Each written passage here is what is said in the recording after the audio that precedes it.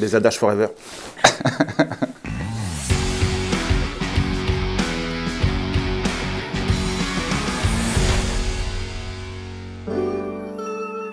Je m'appelle Julien Love, j'ai 38 ans, j'habite et je pêche essentiellement dans les Côtes d'Armor.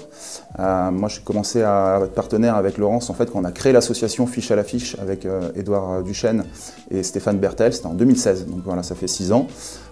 Depuis côté électronique, j'ai connu toute l'évolution de la marque Laurence, donc j'ai eu d'abord l'Elite TI 1, l'Elite TI 2 et maintenant donc le dernier Elite FS. Moi je pêche essentiellement en kayak, bien que je viens d'acheter un bateau, mais quand même ça fait 6 ans que je pêche en kayak, donc dans les Côtes d'Armor, beaucoup sur le secteur de Bréa. Donc généralement je commence toujours par m'amuser à pêcher au-dessus des parcs à huîtres.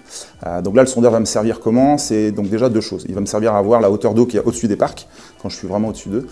Donc ça c'est pour après les animations, on en parlera plus tard, mais pour pouvoir vraiment savoir quelle leurre choisir et puis comment pêcher. Donc la hauteur d'eau, et puis grâce aux structures scan, on voit les parcs qui défilent à gauche et à droite du kayak. On peut cliquer sur le sondeur pour marquer le début et la fin des parcs, et souvent les barres ils sont planqués vraiment à la sortie de parc. Donc moi je m'amuse à venir gratter juste devant les parcs. Alors déjà deux avantages, donc je peux trouver les jolies barres qui sont planquées là, et puis je n'accroche pas forcément quand je vais pêcher au fond, et je perds pas tous les leurres, c'est quand même pas mal. Puis après on va pêcher des zones, soit des zones rocheuses, on va rechercher les tombants, rechercher les lignes de sonde qui se resserrent un petit peu, et puis au sondeur on voit tout de suite dès qu'il y a des détections de poissons fourrage ou même de barres, on voit bien des beaux arcs bien formés. Donc voilà, du coup c'est direct, je vais dessus et j'insiste un peu sur la zone, quoi. Le kayak par rapport au bateau, on a déjà la facilité de mise à l'eau, ça c'est évident, on peut mettre à l'eau quasiment où on veut, c'est très facile, ça reste léger quand même. Il y a le côté sportif, mine de rien, on fait pas mal de kilomètres en mer avec le kayak. Et puis alors côté pêche, c'est l'approche ultra silencieuse, on n'a pas de tirant d'eau. Donc ça c'est ultra confort pour aller pêcher dans des petites zones et dénicher les barres dans 2-3 mètres d'eau, parfois moins. Bon, il y a les pales sous le kayak, mais quand même. Et puis le contact avec le sondeur, on a tout le temps le nez sur le sondeur. Je tends le bras, je peux modifier, je peux zoomer sur la carte, je peux changer ma vue. Donc ça c'est très confort aussi.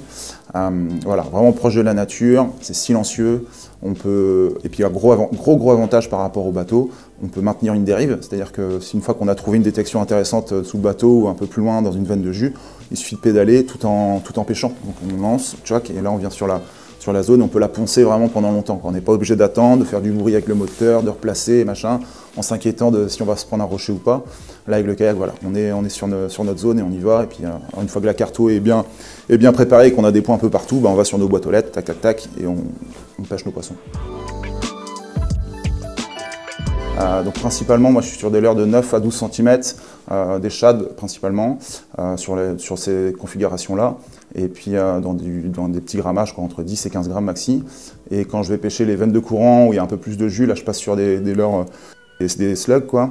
Et pareil, dans les grammages, c'est du 10, entre 10 et 20 grammes, quoi. Je ne vais jamais trop au-dessus. Chez nous, en tout cas, il n'y en a pas besoin, quoi. Voilà.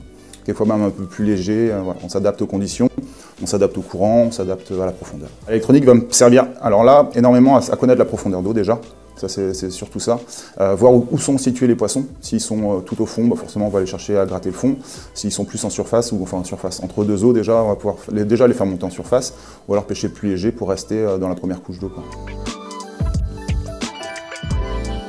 Donc en fait, cette journée-là, je suis en prospection, donc je regarde sur ma carto, je vois des lignes de sonde qui se rapprochent, je vois de la roche et tout, donc je me dis, tiens, je vais aller là-bas.